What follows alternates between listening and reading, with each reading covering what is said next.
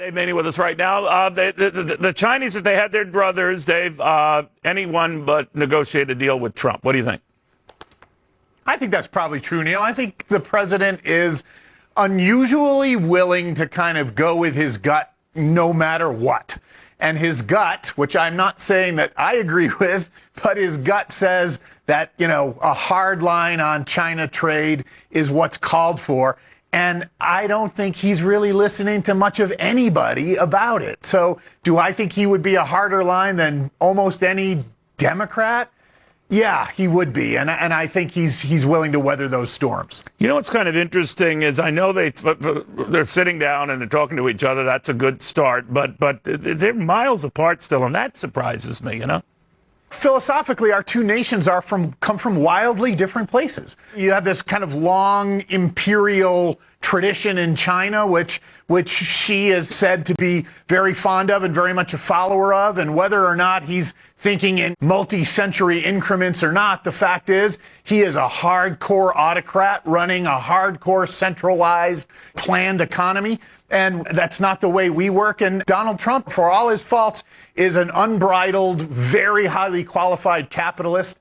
And those two systems are not going to see eye to eye at the negotiating table. It's interesting. The prevailing wisdom has always been, and you and I have gotten into this many times, that China has a lot more to lose than we do. But if that is the case, the Chinese certainly aren't acting like it. Right now, indications that Huawei and the unexpected sales jump is happening despite being all but blacklisted by the White House. And there is a separate view that some of the Chinese economic numbers that were looking worrisome are not looking as worrisome now, the latest spate of them. That doesn't mean that they're still off their strongest economic performance roughly a year ago, but they might already be coming out of their mess.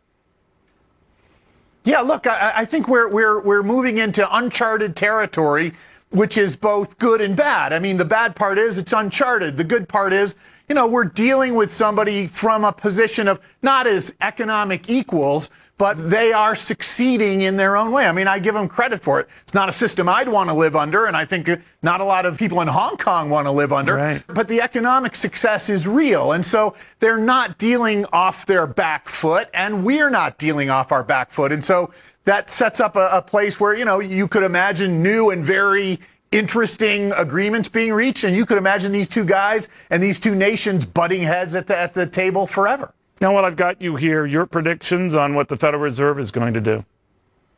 I'm not a Fed expert other than to kind of note that it's very interesting that it's no longer got that kind of dominant intellectual personality at its fore as it did in the Bernanke and Greenspan days, and there seems to be dissent, and my guess is they'll ease off just a little bit. All right. 1/4 point, I assume, is what you're talking about? Yeah, that's what it looks like. All right, Dave. Always good. Thank you, my friend.